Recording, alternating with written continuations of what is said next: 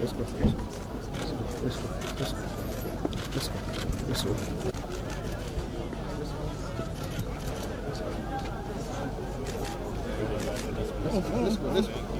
Yes, all right. Muhoozi Kainerugaba avuddeyo n'ayogera ensonga Ssemasonga nga era obubaka bw'ayolekezza abadde nga abwolekeza Speaker of Parliament Anita Among saako n'abo abali mu administration eya Yoweri Kaguta Museveni ng'agamba nti ono nonsense gwe bagenda mu maaso n'okukola ow'okubba ebyobugagga by'abantu mu ggwanga Uganda, okubba ebyobugagga by'Abannayuganda olw'okuba nga bali connected ku bantu abalala, agambye tagenda kutoleretinga nonsense ono era agenda mu maaso n'okuba nga abasiizinga bonna abagambibwa nti no bagenda mu maaso n'okupumpanya ssente z'omuwi w'omusolo.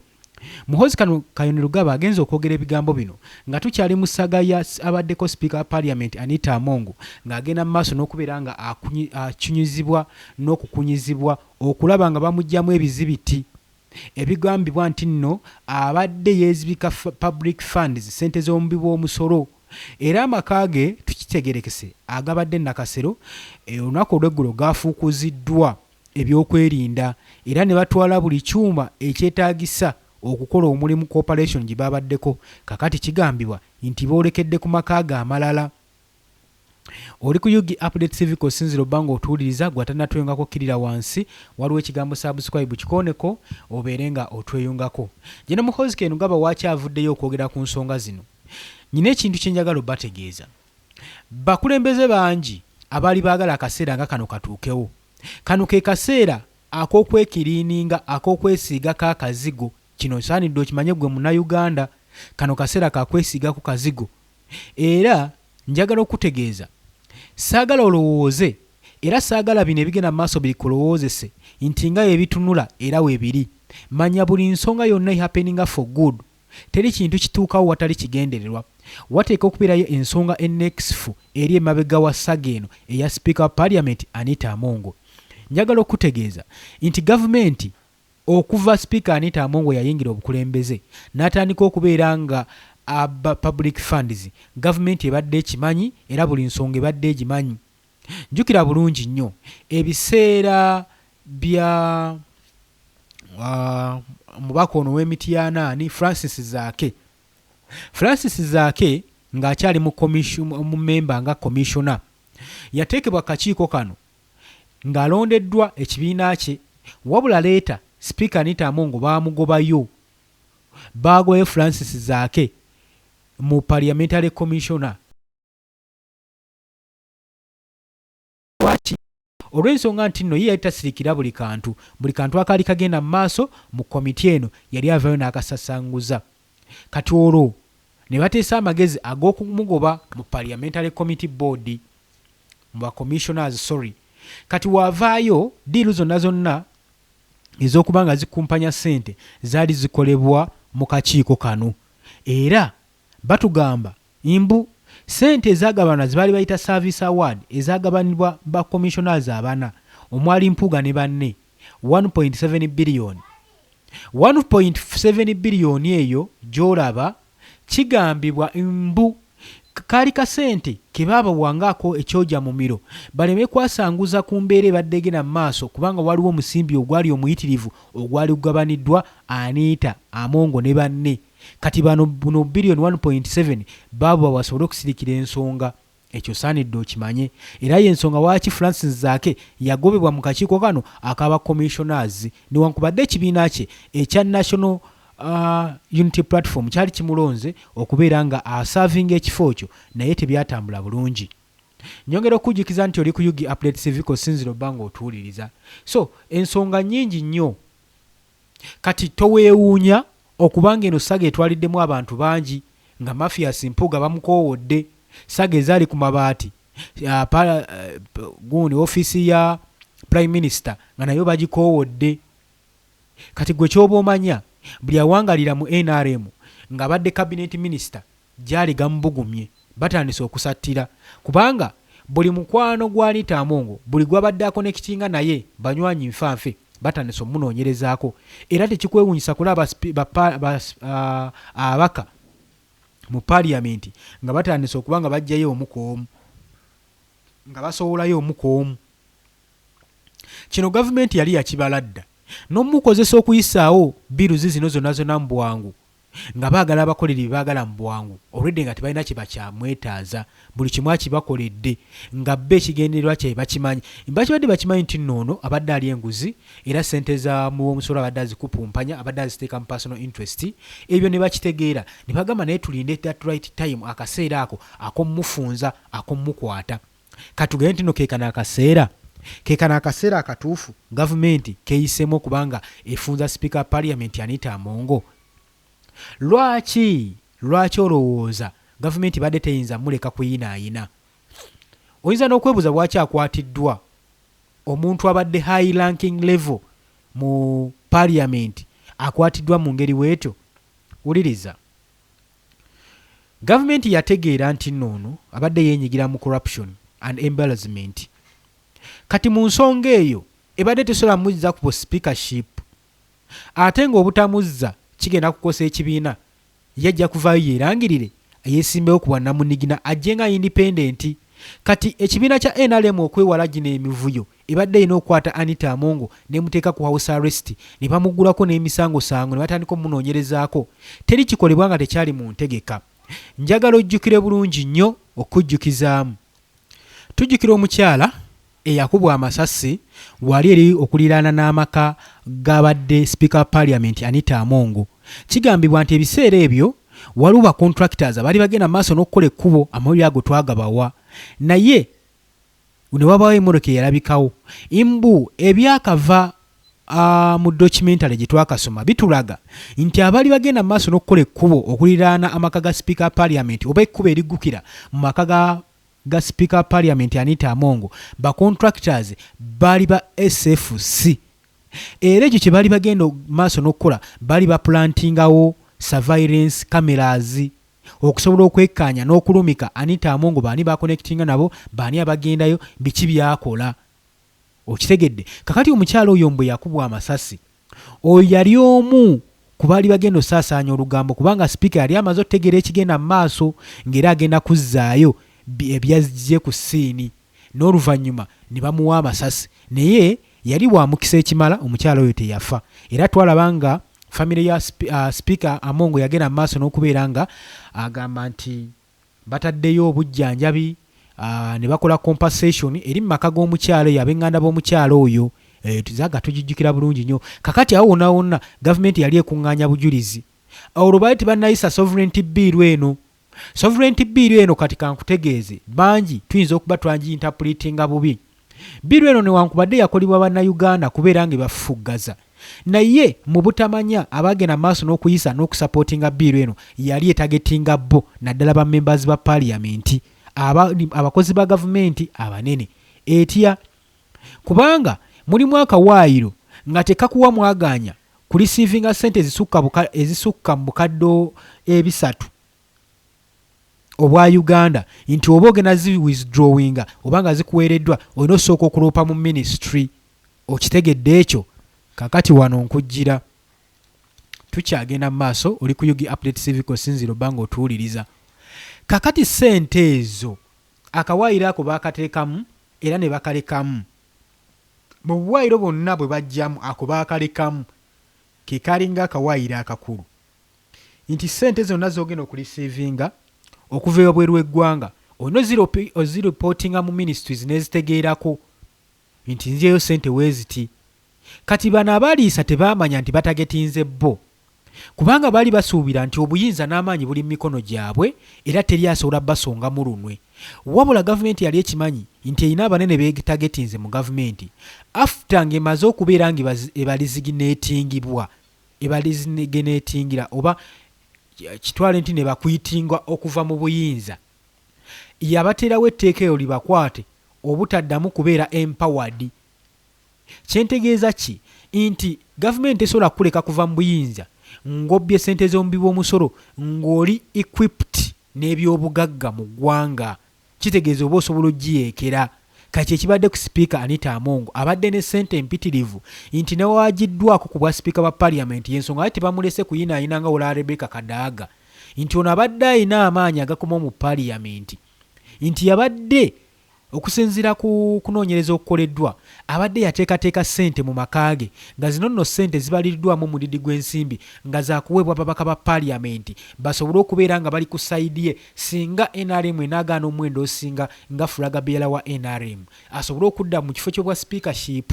Kati nga zino ssente zigenda kukola nga kyogi mu miro okuliikiriza bammemba ba paaliyamenti basobole okuyimirira emabega wa sipiika Anita Among akomewo ku kisanja eky'12 mu paaliyamenti.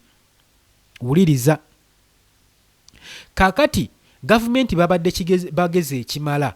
Sipiika we bamulangiridde nti no tebagenda mwendi osinga kye basoose okukola kwe kumuteeka ku house arrest. Ne bamuggyako n'amaanyi gonna gabadde ayina abakuumi buli kimu privileges ezisinga bazimuggyeko okumusala amaanyi. Kati kibaddako freezinga assets ze ne ssente n'akawunti ye era ne bamuggyako ne passport. Bino byonna byakumumala amaanyi. Bagenda otuuka okulonda mu kifo ky'obwa sipiika nga talina ng'ekijja adda mu paaliyamenti nga tasobola na kwesimbawo. Kikyo gavumenti kyekola era kye kino kye baamukoze. Otegedde ensonga eyo. Mbadde nkyakunnyonnyola tteeka eryo nti newankubadde bandibadde bafiriizinze buli kimu kyayina ebyobugagga ba assets eziri ebweru tebadde tebazimanyi. Okunoonyereza kwe baakoze tebabikakasa bikyali mu mbumbu. Kati basuubira nti alinayo assets nnyingi nnyo mu mawanga ag'enjawulo era yandisobodde okufuna obusobozi ng'ayita mu assets ze ez'ebweru n'addamu okwipinga ne money n'abeera free loaded ne ssente. Kati mu kawaayiro mu sovereignty bill ne bateekamu akawaayiro ako nti buli ssente ezinaayingizibwanga mu ggwanga nga zivudde mu foreign countries muyina okuziripootinga. Gavumenti erina okimanyaako, ministries erina okimanyaako. Kati baali bategetinze Speaker of Parliament Anita Among n'abalala bafaanaganako nga bo. Kitegeeza ki? Bangi baali basuubira okugoba mu ligimu eno mu guno omwaka. Kati wano abaka temwakabuuka era mwagenda mu maaso n'okubeera nga mmwe musambira mabega nga jjanzi. Museveni mugezi kye yabakola yasooka n'abayita ekyankwanze n'abasimbasimba yawo miliyoni nga 10 ne basanyuka nnyo ne bakyakyanca. Kumbe abawa eddobo okubafiiriza okuloba wano yabawa kyennyanja n'abajjako eddobo ng'ayagala kubalemesa kuloba. Era obukadde obw'10 bugambibwa bwabaweebwa basanyuke nnyo basobole okubeera nga basapootinga etteeka lino erya sovereignty bill liyisibwe eri protecting simanyi Uganda simanyi ebeere nga yekyetwala kumbe batagetinga bo. Lwaki gavumenti yali eriyisa? Yali yeeteekerateekera okuleeta project ya Muhoozi okuba nga agenda kubeeramu mu bukulembeze. Nkiddamu gavumenti yali ebala ng'eyagala kuba ng'eyingizaawo General Muhoozi Kainerugaba abeere nga yatudde ku ntebe y'obukulembeze. Wuliriza gwanampakanya onojja mu comment section n'otulayo engeri gy'olowoozaamu okusinziira ku analytics yo gy'onooba okoze naye okusinziira ku kunoonyereza kwe tukoze bye bino ebizuuseeyo. Kaakati olw'okuba nga baali baagala kuleeta Muhoozi ku bukulembeze balina okusiguukulira buli nkungi ey'amaanyi eyinza omumukugira. Owulidde ensonga eyo? Y'ensonga lwaki sovereignty bill eyo yayisibwa. Kati lindako ogenda kuwulira abanene mu gavumenti abakwatibwa era oluvannyuma bajja kuteebwa. Naye mu kuteebwa gavumenti ejja kuba teri mu bweraliikirivu kubanga olwedde Museveni ajja kuba amaze oteekako omukono ku tteeka erya sovereignty bill lyayisibwa dda mu paaliyamenti ng'era ne kaliisa sipiika Anita Among kwe ligenda otandikira okwakitingibwa nti ono ajja kuba takyalina mwaganya ku receiving ssente ezisukka bukadde 10 okuva wabweru w'eggwanga. Kitegeeza bajja kuba bamaze omukkakkanya nga bamukubye obwavu ng'asobola obbawuliriramu olwo basooke bamuweeyo ekifaawo ekirala ky'abasaavinga baba tebayinza muleka kuyinaayina kubaswaza ng'omu ku badde bammemba b'ekibiina kya NRM. Mpuliriza era nfuna bulungi. Kaakati njagala otunuulira ensonga endala. Ensonga endala yiino ku mmeeza. Gavumenti yavuddeyo n'erangirira n'ekibiina kya Patriotic League Uganda ekikulirwa Muhoozi Kainerugaba nakyo kyalangiridde.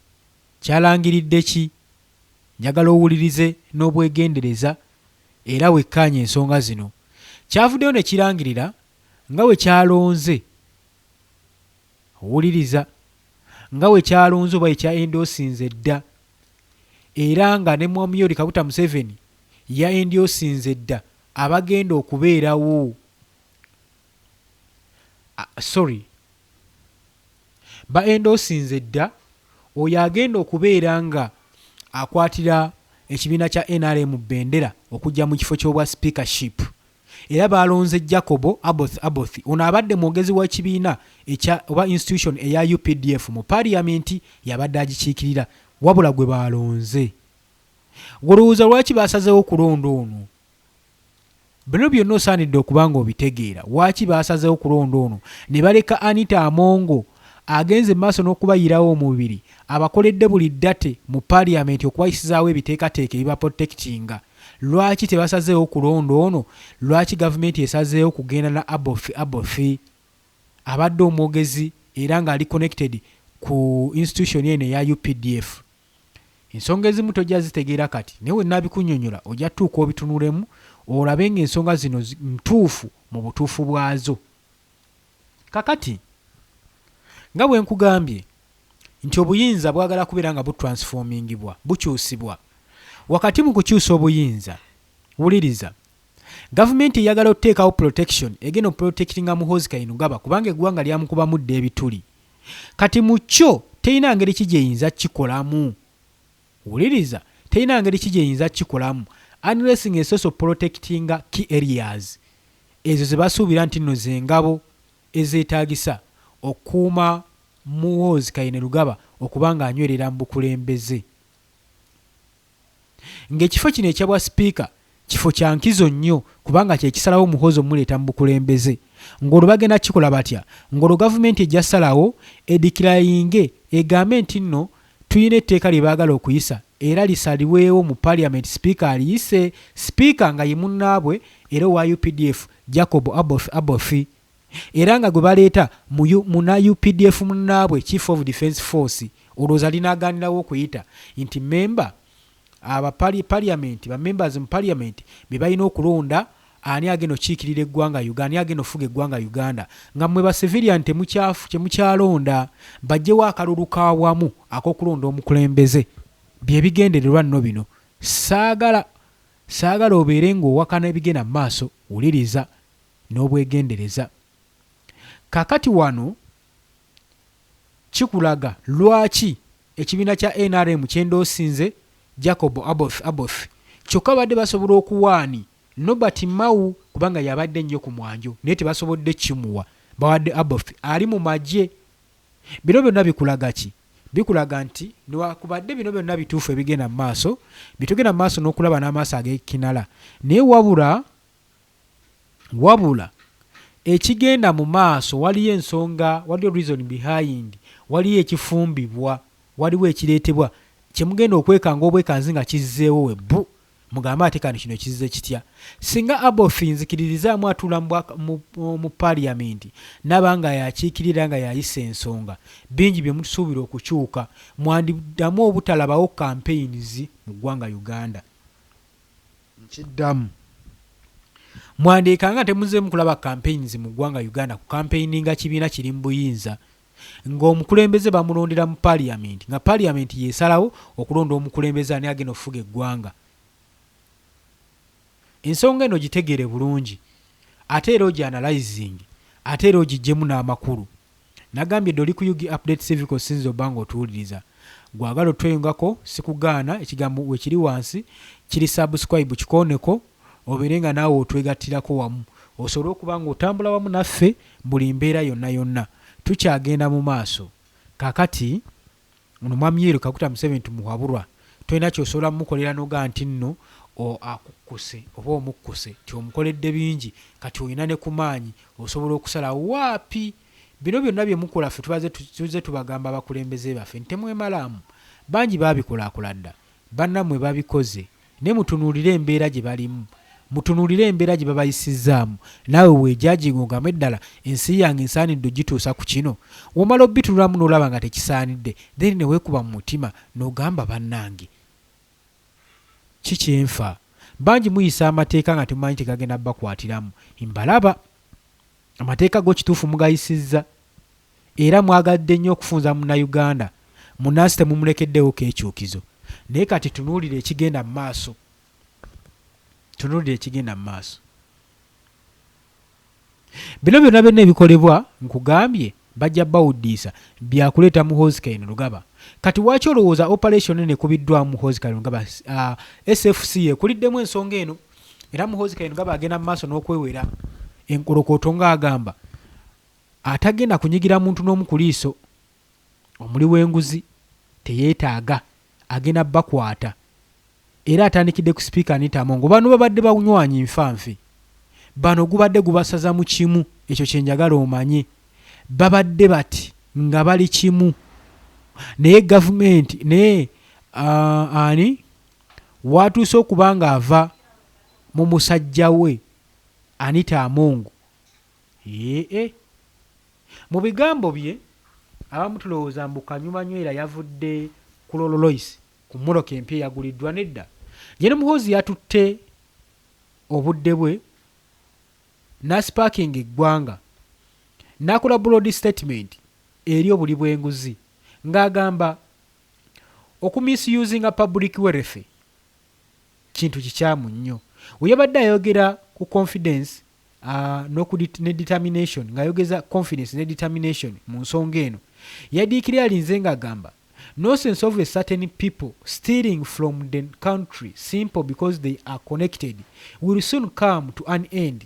Nti ono nonsense owa abantu abamu okugenda mu maaso nga babba eggwanga, nga babba mu ggwanga, birina okustopinga olw'okuba mbu nga bali connected, birina okustopinga. Muhoozi kennyingiddewo. Eno message yabadde etaakinga tension eri bannayuganda abamu abagenda mu maaso n'okuba nga beenyigira mu buli bw'enguzi, naddala abakulembeze abali mu gavumenti nga bagenda mu maaso n'okumisusinga public resources, naddala nga bannayuganda bannansi basafalinga mu kaseera kano. Wuliriza, tunuulira. Mu kaseera kano nga bannansi basafalinga, Muhoozi yatutte obudde okwogera ku nsonga eno. Njagala owulirize. Okyali ku Yugi Update TV kw'osinzira okuba nga otuwuliriza. Wuliriza. Osinzira ku Muhoozi Kainerugaba, Chief of Defence Force, agamba bannange temunfuna bubi, njagala munfune bulungi era quote me clearly nti ngezaako kutereeza ggwanga lyaffe. Muhoozi Kainerugaba wagamba, agamba ngezaako kutereeza ggwanga mu nsonga eno bwenti, ng'agamba woba otunuddemu obuli bw'enguzi budamejinze nnyo eggwanga lyaffe era lisudde nnyo national development, enkulaakulana yaffe eri wansi. Era n'asuggestinga agamba nti eggwanga Uganda lyalostinga value naddala nga mu kubuzibwa resources zyazo, kubanga abantu ab'amaanyi powerful individual batutte advantage eno mu bifo eby'amaanyi bye balimu ne bagaininga ssente resources ezandiyambye eggwanga, okugeza okuzimba enguudo zisigadde tezikumaliziddwa, amalwaliro gasigadde gasitwagolinga tegalina madagala, amasomero gali mu poor conditions, obutayina mirimu, obutaba na unemployment egenda maaso n'okuaffectinga bannansi abato, emiji gy'emito mu Uganda.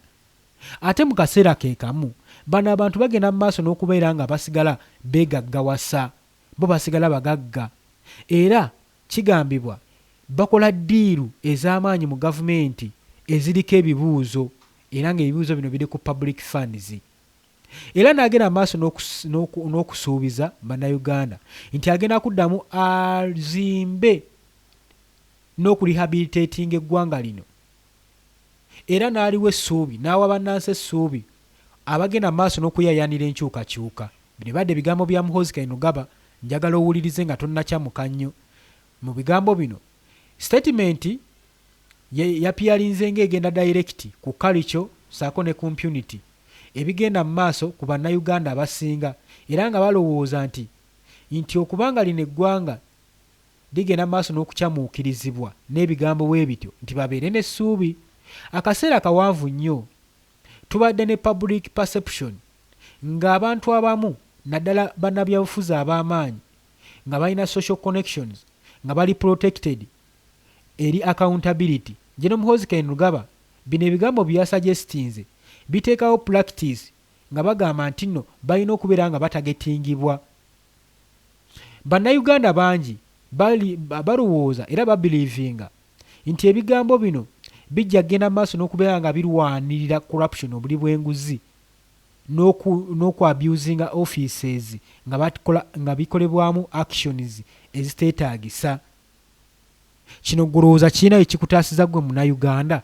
Ebigambo bya Muhoozi Kainerugaba birina essuubi mu matu ga bannayuganda? Agamba naddala abaana abato emigigi emito baanirizza meseji eno ey'enkulaakulana mu ggwanga Uganda, era nga kigamba nti Uganda population esinga obunene y'abavubuka, era abamu bagenda maaso n'okustragolinga nga bali ku unemployment, tewaliwo mikisa, business opportunity teziriiwo, raising living stock costs, corruption, era obubbi oba obuli bw'enguzi kigambibwa badde bupreventing eggwanga lino okugenda mu maaso. Kati mulowooza Muhoozi yagenda oddirwanyisa, kati yagenda okulwanyisa enguzi eno? Naye njagala okujjukiza nti bukyanga mwami Yoweri Kaguta Museveni ajja mu 1986 enguzi ebaddewo era mu gavumenti ye ebadde etambulirawo, era bangi balesseeyo batasongeddwamu lugalo abenyigira mu buli bw'enguzi. Kati ki ekikulowoozesa nti nno gwe Muhoozi Kainerugaba omutabani azze obuzzi kati ogenda asobola okulwanyisa ekintu ekyalema kitaawo emyaka 4 ng'ali mu buyinza? Kati kino eringa message ey'okuddisa bannayuganda, era abasinga bagambye nti luno lukwe lwakuleeta Muhoozi Kainerugaba mu population y'abannayuganda asobole okuba nga recognized nti agenda maaso n'okulwanirira enguzi.